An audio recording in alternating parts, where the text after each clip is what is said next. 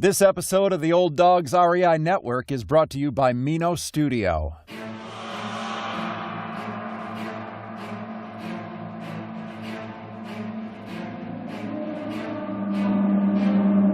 In a world where jobs are how most people make money, one man, one desire, one challenge dares to break the mold.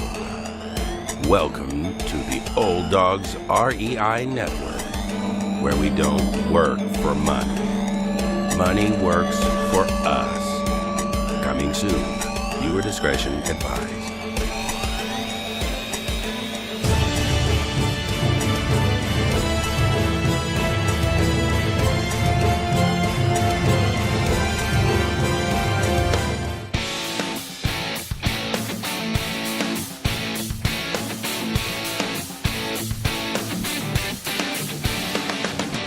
Welcome to the Old Dogs REI Network, where cash flow is king. Real estate investing, the means, so you can enjoy your retirement dreams. This is the show where we cut right to the chase. No sales pitch, no long monologues, just simple how-to real estate investing advice, so you can earn the passive income you need to enjoy your retirement today. And now, your host and chief old dog, Bill Manacero. Welcome to the Old Dogs REI Network. I'm your host, Bill Manacero, and this is a show where 50-plussers and anyone else who wants to join us get solid, no sales pitch real estate investing advice to help generate real cash flow. This podcast airs twice weekly on Mondays and Fridays, and if you aren't already a subscriber, go to iTunes, type in Old Dog, spelled D-A-W-G, find our podcast, and subscribe. Well, we got a great show for you today. Our guest today is Mark Kenney. Mark is a seasoned real estate investor, educator, published author, and founder of Think Multifamily.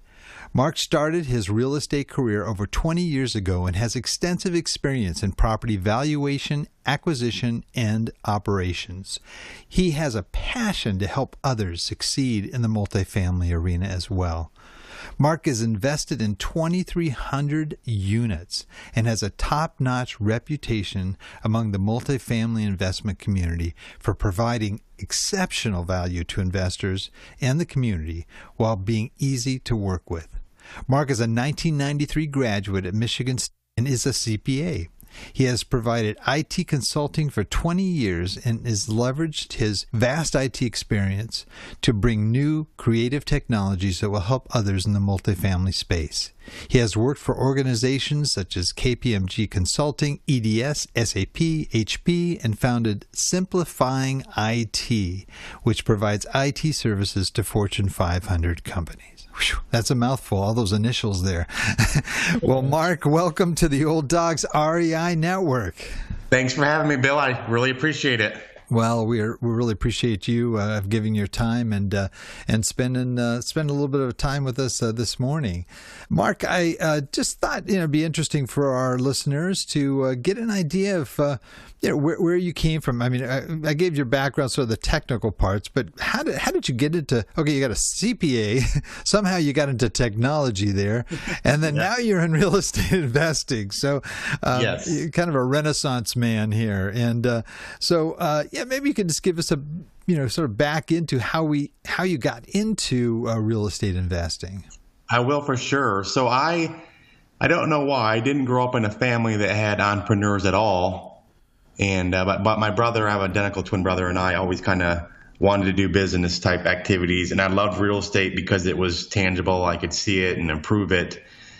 So at 21 years old, I was still in college. I actually had my first accepted offer. It's just a duplex, but it's a 2-unit property.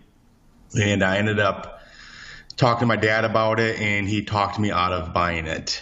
And I remember now, why did you want to buy a duplex at 21 years old? Just out of curiosity.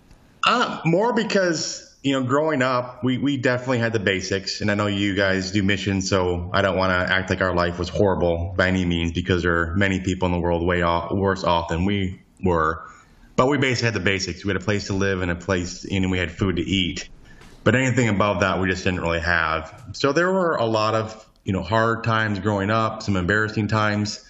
So I, at a young age, decided I don't want my kids to have to go through some of the money struggles that we had as a family. And real estate seemed like a good choice because it was something that I could actually touch and feel rather than the stock market that's based on, emotion. Had you known any real estate investors, or was there something that you saw or read that sort of inspired you to move in that direction? No, I don't know how it happened. It just kind of one of those things. We looked at a lot of different things, and my twin brother and I kind of got in together. We thought it'd be a good thing because we would buy stuff and hold it for our retirement and not have to work corporate worlds our entire life. Oh, interesting. Well, go ahead. I didn't mean to interrupt you. You talked about, you were about to buy this duplex. Sure. And your parents weren't really excited about it. Yeah, my mom wasn't involved, but my dad, I was young, so I definitely valued his opinion and would take him on different tours. And I had this offer that was accepted. And I remember exactly where I was sitting. I remember what it was out the day, the time of day, everything, right? And he talked me out of it. And so I kind of concluded at that point in time, one, that there's really probably not a deal on the planet good enough for my dad financially. And so I stopped taking him on property tours with me, and I actually made an offer on another deal. And it required almost a full rehab, like down the studs in some cases, and told him after I bought it.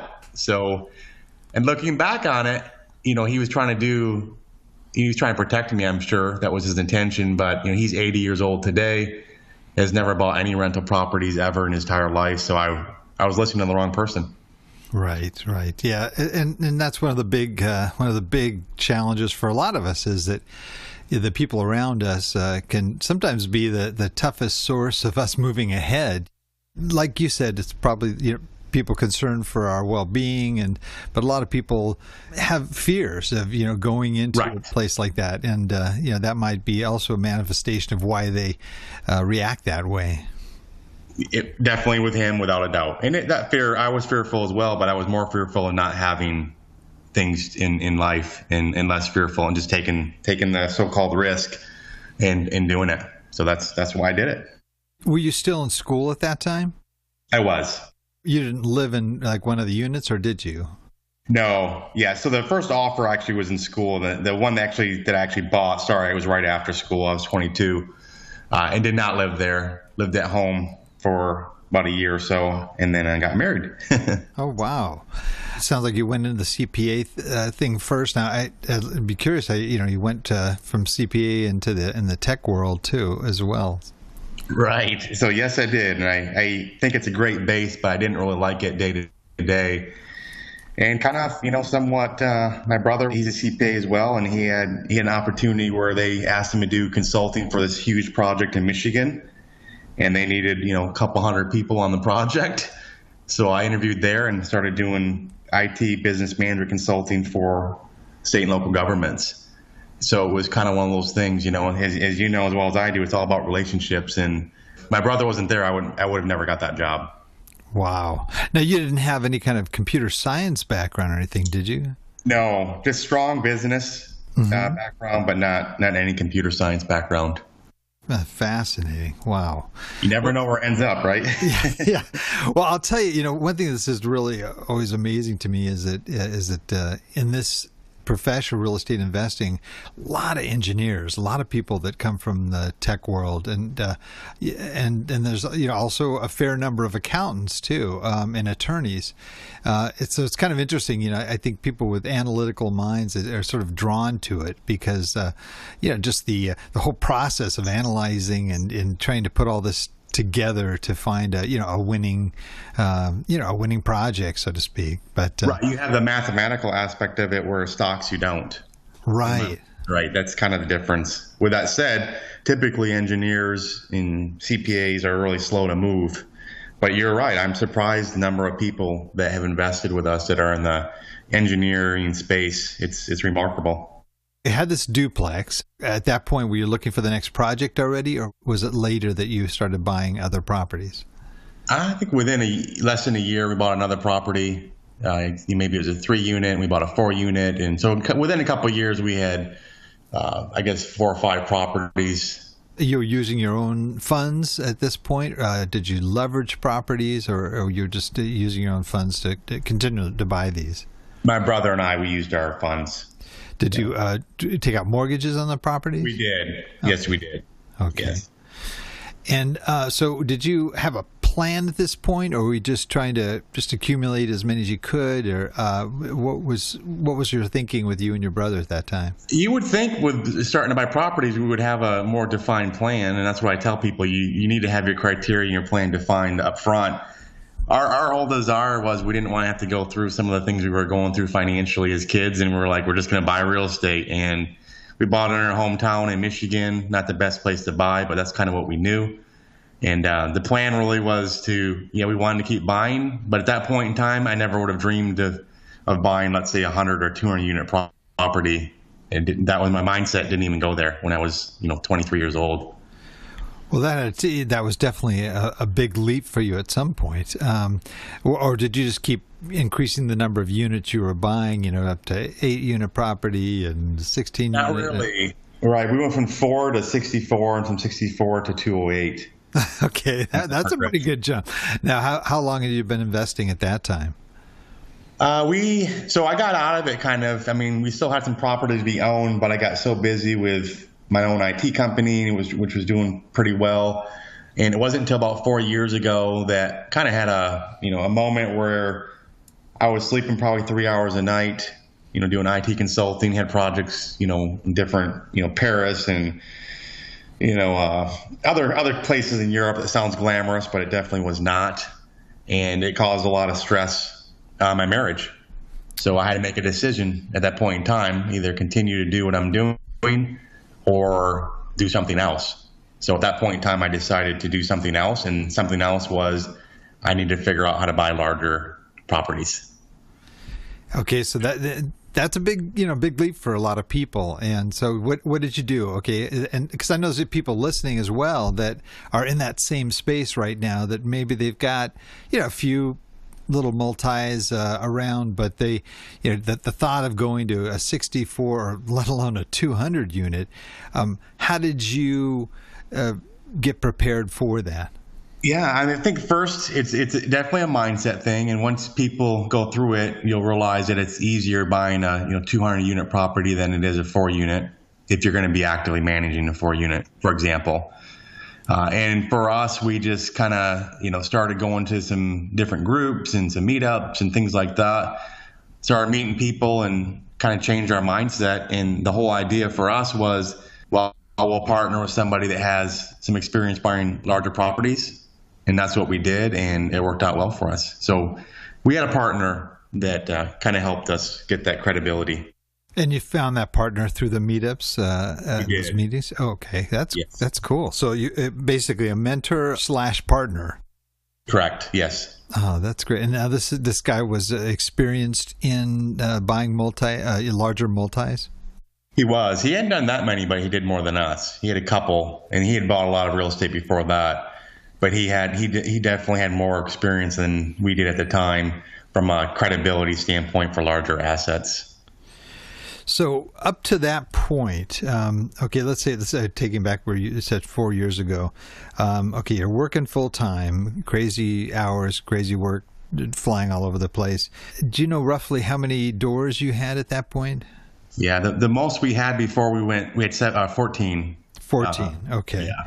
And so it wasn't enough to quit work, obviously. No. What were you doing with the funds that came in? Were you like sort of putting them back into this, or were you just using them as extra cash or what have you? Pretty much extra cash. Right. Yeah. And you were self-managing as well? We did when we were in Michigan, and that was kind of the nightmare. Not knowing any better. We were the ones evicting people and collecting rents and fixing toilets, and you get to the point where you don't know any better. I didn't know any better at the time. I thought that's what you do. So we were self-managing, and that was that's the headache in my mind with those smaller properties. Oh yeah, and was your brother? Well, since you were in Paris and all these other places, was your brother sort of carrying most of that? Well, he got out of them. We sold a lot of them. I don't remember exactly when, but when he got married, his wife didn't want to get involved in real estate at the time. And so we didn't have that many, but we were self-managing, and my wife, Tamia, was also involved in it. So we had bought some properties when we moved to Dallas as well, and she managed those. Wow. So you've found a mentor, you're actively looking for larger properties. Are you still looking in Michigan? I'm not directly. We have a couple people that we're kind of helping that are looking in Michigan, but we're not actively looking in Michigan right now. Okay, I'm sorry. I meant at that time when you had the mentor. Oh, no. Okay. No. Yeah. So you decided it was okay to go out of state for the most part? We were living in Dallas at the time, so it was. Oh, yes. Okay. Okay, and so that where'd you buy that first property? Could you tell us a little bit about that? Sure. It was Mesquite, Texas, so in Dallas area. 64 units. It was actually 32 units right next door to each other, same seller, and more of that was probably Class B, B minus. It was 80s construction. One of them was built as condos, so it was kind of a nicer property for sure, and right between two major freeways, so a good location. Oh, that's great, guys! Sounds like a prime property. Yeah, mistake on that one is that we raised extra working capital, but looking back on it, we should have raised an additional 30,000-40,000. And even though we raised extra, we should have, in my mind now, I know more to raise extra at the beginning for things that can come up. Sure. That's how we learn, right? In this industry is, it's what we should have done.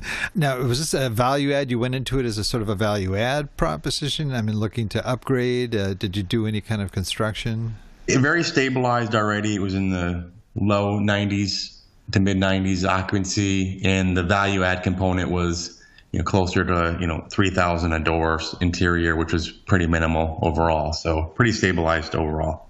Right. Now, did you raise money to purchase it, or did you? How did you acquire it? We raised $1 million for it. Oh, okay. And so it was a syndication? It was, yes. Oh, great. Now, so it was your first syndication too? It is, correct. Right. Wow. So that was a lot first time out of the chute, going for those larger multis. Yes. That's great. Now, you still own it today? We do. Oh, awesome. Now, what's your approach, or did you have an approach going into it in terms of your exit plan for this property? We usually try to do a 5-year projection. I know you can only do as good as you can with projections because no one really knows what's going to happen. But the 5-year was to sell after 5 years, essentially. Okay. And so you're not, probably not that far away from that, I would assume. No, we have, and it's gone up a fair bit in value, just purely from a function, if nothing else, because of the market appreciation in Dallas. Oh yeah, Dallas is just killing it over there. It is. That's great area. Yeah, okay, and so you had that one, and how soon after that did you go for the 200? I think about 4 months. Oh wow. Okay, so man, you didn't waste any time. Yeah. And was that also in Texas? It is. It's in Dallas, and we still own that. Also. Okay, yes. Great. And on this one, did it go a little smoother? Because you knew what to expect. It did. Oh. It really has. It's in a Class C area, so it's not quite as good of a demographics as the first one we bought. But as far as the capital and all the lessons learned, we definitely applied to the second large purchase. Right. What class building is it? It's C. Oh, it's a C class. Okay. It is. And was the value add kind of similar in terms of what you did on the units? It was really more of a function of management and leasing up. It was at 2 years before we bought it. It was like 40% occupied. The previous owner bought it from the bank, put a fair bit of money into it. So our rehab costs really weren't very much, but it was. It's an off-market deal, and I think occupancy was in like the high 70s when we looked at it. And then even when we closed, 3 months later, it was already up in the upper 80s. Right. And our collections were like, I think maybe around 120 something a month, 120,000 ish a month, and now we're over, typically over 160 a month. What do you think was the reason that it was in the 70s? Well, he pretty much completely rehabbed the property and started leasing up from, I think it was 40% occupancy up to the 70s. So it was really purely a function of him capturing his profit sooner rather than later, and he made a good chunk off of it. But it wasn't a function of even the operator. I think he's a good operator, and I think he could have gotten up into the same occupancy that we did, truthfully. But I think he just exited because he was going to make a couple $1 million. Right. Now, were you working full time at this time? Yes. No. Let me see. At that time, because I had my own IT company, I'm trying to go back to that point in time. I was working probably 50%. Okay, so you still had the business, but you were kind of pulling back your time in the business. That's correct. That's okay. correct. Okay. Well, that was what 3 or 4 years ago, roughly. 3 years ago, yeah. I think around 3 years ago we started doing it, and I now I'm thinking actually I really wasn't doing consulting at the time. Now I'm thinking about it, trying to get the time frame correct. I had pretty much stopped doing consulting at that point in time. Okay. So this is 3 years ago. Okay, if my math is right, you're under 300 units. Okay. Now tell me how you went from that to 2,300 units today. Yeah, it's strictly relationships. We were buying in Dallas, and we bought another 255 right after that. I guess it was maybe 9 months after that. So it took us a while to get that property. And then through some relationships, again, through my brother who lived in Atlanta, introduced me to somebody, and we ended up buying about 800 units in Atlanta. And we have people, on a regular basis that want to go in and, different deals and things like that with us. And it's really those relationships, because Atlanta, we were looking there, and my wife and I were struggling a bit trying to get any traction. And then we got hooked up with somebody that was already in the market. That's when we started getting our traction and able to buy, 800 units in 5 months, or whatever it was. Gee whiz. Now, who was the person you connected with? Is that somebody that was partnering with you on those projects, or somebody? No, yeah, he partnered with us on the Atlanta deals. But he wasn't involved with us at all in Dallas. But yes, in Atlanta, he partnered with us. And he's no longer a partner, by the way. So he did a couple lessons learned there as well. But so wow, so that's quite. I mean, that's pretty amazing growth. To basically 2,000 units in 3 years or less. Right. That is really amazing growth. Now, your brother, I guess, missed the part where you guys moved from Michigan, but you're in Dallas, your brother's in Atlanta. Now, what is your organization like? Like, were you working primarily by yourself? Did you have employees? Tell me sort of the infrastructure that you established there, as in the, I guess, as you're really moving forward aggressively here. Right. Just my wife, Tamil, and myself, as far as if you want to say employees, and we have, we usually partner with somebody on a deal just because there's some advantages to doing that. And then now we have an educational group that we started as well, and we have some people, about 3 people, that help us on different aspects of that. So the whole search, acquisition, overseeing the management. You guys are it's just the 2 of you doing? Oh, we have a partner. So some of the deals we have recently, we don't really do much of anything with the asset management piece. So we kind of come in and help with the deal and help fund it and things like that. And then the other aspects of it, finding deals. There was a guy that we engaged that did a really good job that helped find some deals for us. So he was able to be real active while we were tied up doing other things. So, but they're not really employees per se. They're more compensated through some sort of form of the actual deal itself.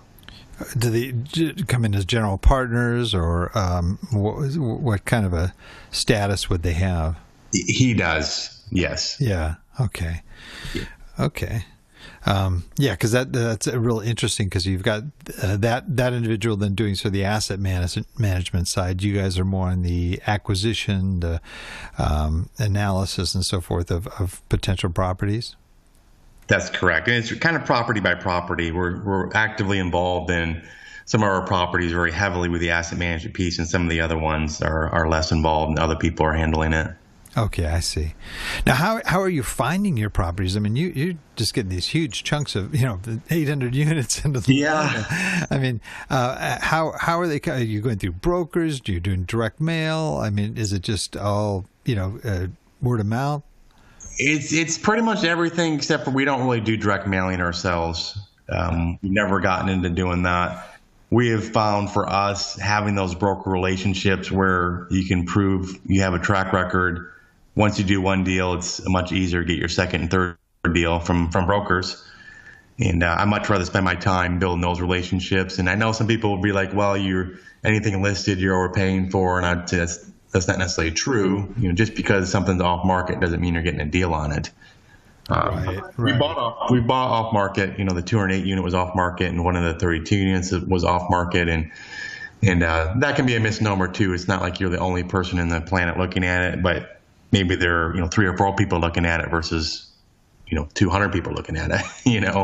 Wow. So some of these bigger deals were already out there, and just visible for everybody. Then yes. Now, getting into the sort of the best and final there, I mean, was that a challenge for you? I mean, and still trying to maintain the the numbers that you want to achieve? Yes. I mean, we probably look at, let's say, 100 deals and get maybe one out of 100. Probably not even that high right now. So we definitely lose more deals, even in best and final, than we get. And I'd just say don't compromise on your underwriting to get a deal. If the deal doesn't work, then walk away. Right. Now, that kind of volume, and when you're really looking at that many properties, is that a big part of your function on a regular basis? It is, but that's kind of where we've asked other people to help us kind of weed them out. We have an application we built too that kind of helps weed out some of the deals up front, so we're not having to look at as many. But we definitely have people to help us up front on that. Great. Do you have like certain systems that you've developed to sort of streamline this a little bit? We do. Yeah, it sounds like a CPA and IT guy. It sounds like you'd Right. probably have some real time-saving sort of systems that you implement. We do, and it helps save some frustration too. That's great. This is a relatively short period of time that you've had this amazing boost in this business. What would you say it was sort of your biggest mistake in retrospect here? Well, we have one deal that we had a partner that we had to remove. Fortunately, we had a board set up, without going all the details on that. We had a board of directors set up for that particular property, and we were able to remove a partner that was doing some things he shouldn't do. And I think although we did due diligence up front and things like that, but one, I would say make sure everything's always in writing, which, no matter what, you need to assume, unfortunately, that everything will go south. Everything's going to go bad. Make sure you account for it. But the mistake on that deal was my partner already owned the deal, and we bought out one of his other partners out of the deal. And then we ended up inheriting a lot of past sins. So buying into an existing partnership it would be something I would be extremely cautious in doing, and then I would suggest other people be very cautious in doing it, because what happened was everything was hunky-dory. We removed him, and then a bunch of invoices came through from 9 months previously that were never recorded on the books, and things like that, which I think actually he's in collusion with a vendor. But what do? It's all tied to tied to the LLC, and so I'd be cautious ever buying into an existing partnership. And I would probably never do it again. Sure. Yeah, partnerships, it's one of those things you really need to know that person you're working with is somebody that's beyond reproach and doesn't have skeletons in the closet there. That's right. And if they do, and you don't know it ahead of time, which was kind of the case in this, then you need to make sure you have every single aspect accounted for in your agreements. And we teach people now what to put in those. We're not attorneys, right? But we teach people what we have learned over the years and what would help them to put in their agreements. And don't assume everything is going to go great, because if you do this long enough and have enough partners, I would say, unfortunately, you're going to probably have at least one bad one. And it's unfortunate, but it's true. Sure. Well, conversely, what would you say your biggest success was? It's more recent. We kicked off our coaching mentoring program, which we kind of fell into that by accident. And both my wife, Tamil, and I just have a extreme passion to help other people do what we're doing. I'm not trying to be extreme about it, but it's, I think what we're doing now, frankly, probably helped save my marriage. And I'm not just saying that lightly. I'm saying, it really has. Now we get to work together. So for us to be able to give back to other people, and we also are very vulnerable, and we'll share not just the good, we also share the bad and the ugly and what to look out for. So we want to help educate other people so they don't get into some of the same issues we've run into with other deals. Oh, that's really neat. Well, our audience is primarily folks, as 50 plus. Some of them are approaching retirement. Some of them are already in retirement. But one thing they have in common is just the concern that the funds that they have for retirement might not be enough to be able to really have that retirement that they really dreamed about, or really will cover emergency situations or what have you. And so they're looking at real estate investing as a means to bring in additional income, or if they have an existing nest egg, they're looking at ways to be able to grow that in a good way as well. What kind of advice would you have for those that are interested in actually taking the plunge and jumping into real estate investing? Sure. I would say, focus on the people first. Go to events, go to meetups, go to different places. Check around. It's a pretty small world, so you're going to hear typically, what someone's reputation is in the industry. And I think from an investment standpoint, it will vary person by person. But I would say, if it was me at that stage of my life, what I would do is focus more on the cash flow aspects of it and pay less attention to the market appreciation, because at the end of the day, that can be wiped out in a day. Where the cash flow, at least you're getting the cash flow and you can help sustain that way. So, and also knowing your criteria, right? That was something I didn't do a very good job on early on looking at deals. My criteria was anything that worked, right? Anything that looked good. But you spend a lot of time that way. So as an investor, if you can articulate what you're looking for to, let's say, someone that's buying deals, then it makes it easier for them to kind of, involve you in certain deals and maybe not involve you in other deals. Right. How would you say to get started? What would you do? Okay, you're in that situation. Would you start small, with small multis, or would you really, just try to jump right into apartments? What would be your advice from that standpoint? I personally would jump into larger multifamily, because I think there's less risk involved in a larger asset than there's a smaller one. And I would also say, as a passive investor, if you're going to put $50,000 or $100,000 in a deal, I think you need to understand at least the basics from an educational standpoint, what to look for, some rules of thumb, what makes sense, what doesn't make sense. You don't have to be the ultimate expert as an investor, but you definitely want to understand some basics. So investing in your own education, and there's a lot of stuff online. There's tons of information out there, so you can get the information and become a more informed investor. Sure. And now, looking at your current holdings, do you know just roughly what dollar amount they represent? We have about $50 million in debt, and I don't have. I'm glad that we do, actually. So that's not. It's maybe 140, somewhere around there, million. Gotcha. Okay, 140 million. Gotcha. And you've got quite a substantial portfolio there. Are you looking to grow it? Are you pretty happy with where you're at? And you've obviously got the educational consulting side to your business as well right now.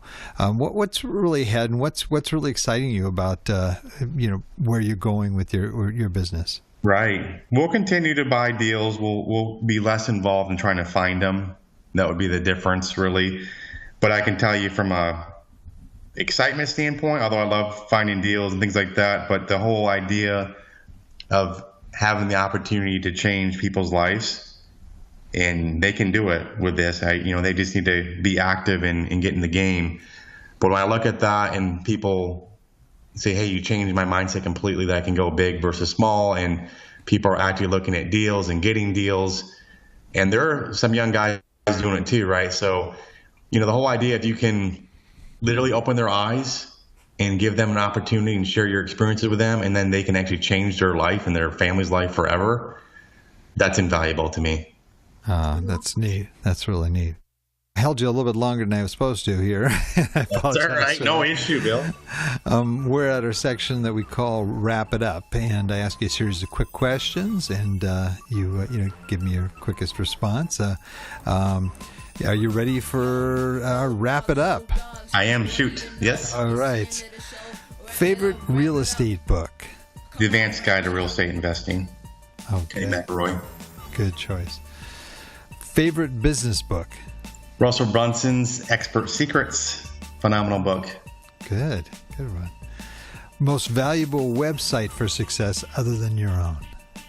Bigger Pockets. Really good source. Yeah, me too. Favorite app? We've built several, but the favorite one I have is one coming out here in the first quarter. And it's a new contact app that's pretty slick. Yeah, well, I'll talk to you after we do this session here. I did want to talk to you. You were talking about using your IT applications. Sure. And okay. Favorite quote? Well, I just heard this quote just the other day, actually. It's my favorite quote now, and it says, you leave an inheritance for somebody or someone, you leave a legacy in someone. And it's the whole idea of getting people, we involve our kids in our business so they can know what to do with the money rather than spending it all and not having anything. I love that. That's my goal here on my end as well. Well, here's our sort of apocalyptic question here. If you lost everything just overnight, absolutely everything, and all you had was $1,000 in cash in your hand, what would you do to try to relaunch your real estate investing business? I'd probably use it to try to build relationships with people, take people to coffee, take people to dinner, whatever I could do, and start getting to know people, because that's what's going to make you become successful in the business. That's a great answer. That's good. Wow. Well, this has been a fantastic interview. I've just been just totally impressed with what you did in such a really short period of time. I'm sure there's folks that want to, well, actually, I want to ask you this question, like you said, because I know you had mentioned in your bio that you're using your IT experience to create things that real estate investors can use. Can you just kind of touch on that a little bit? Sure. Yeah, we built one. It's a kind of a quick and dirty app that kind of helps you weed through deals very quickly. And then we have a property tour app that has 50 canned questions in it that you should ask when you're on a property tour, and you can add your own questions. It's all online. Take pictures, put notes in there. It'll definitely make you. We have people that use it. They're new, and the brokers are like, "This is the most comprehensive property tour I've ever had someone do." So it gives you that kind of instant credibility. And then we have another app. We have a good analyzer too, but we have another app that isn't just for real estate, and it's probably one I'm super excited about. It's a contact app that I think is going to change the way people connect with each other. Really? And these could all go on your phone? Yes. Oh, this is amazing. Okay, what you're going to have to do is, because I don't have the names or any of those, but if you can send me the names of all of them and, sure. Maybe a link to where people can find them, that'd be great. I think the people listening would love, these sound like great apps, really, really good. Okay. Oh, that's awesome. Well, that's great, Mark. And I understand that you have a seminar coming up. Is that right? We do. It's in Dallas, and it's January 27th and 28th. Tell me a little bit about that. What are you going to cover in this?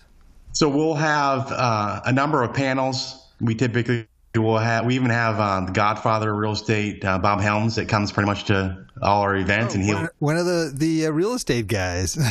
Robert's father comes. So he's 83 years young. Wow. And he'll be there, and then we typically will have maybe even an attorney, some brokers, mortgage brokers, insurance sometimes, and some panels, some one-on-one type time, and then we also do a bus tour so people can get the kind of the hands-on experience as well. Oh, that's neat. Where are you going to take them on the bus tour?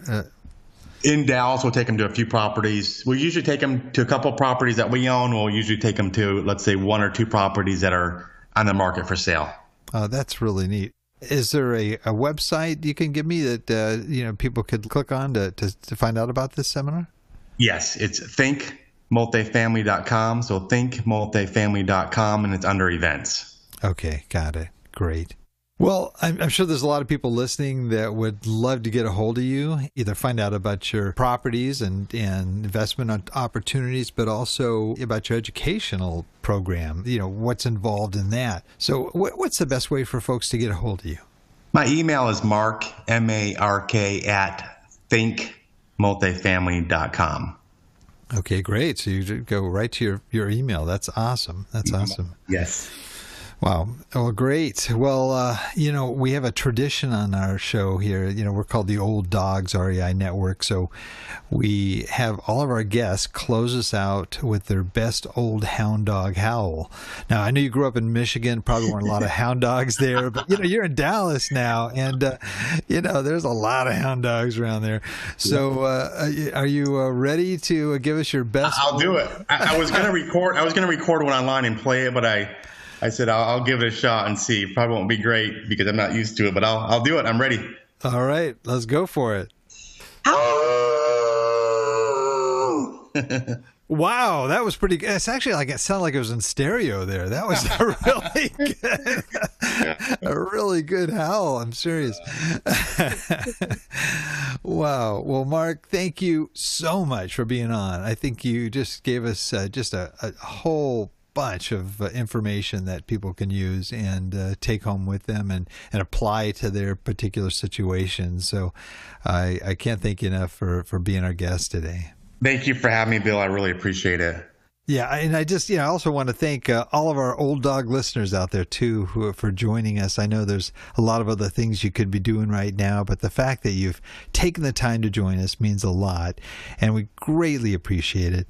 Please note, Old Dog listeners, everything presented here today, including these links, and there's going to be some awesome links in this once we get those apps and a few of these other things in there. I will also have his email and contact information as well, so you can access that through our detailed show notes on the Old Dogs website at olddogsnetwork.com. and the /blog, and that's where all of our show notes are, and you can also listen to the episode again, and you're going to look for the episode that Mark is in. So we thank you all for listening. That is the show for today. Remember, cash flow is king and real estate investing the means. Until next time, keep moving forward, and may God bless. Thank you very much for visiting the Old Dogs REI Network. We would greatly appreciate if you would stop by iTunes and let us know what you think of the show. We would love if you could subscribe to the podcast, give us a 5-star rating, and write a review. The more ratings and reviews we receive, the more visible the podcast will be to others. Thank you.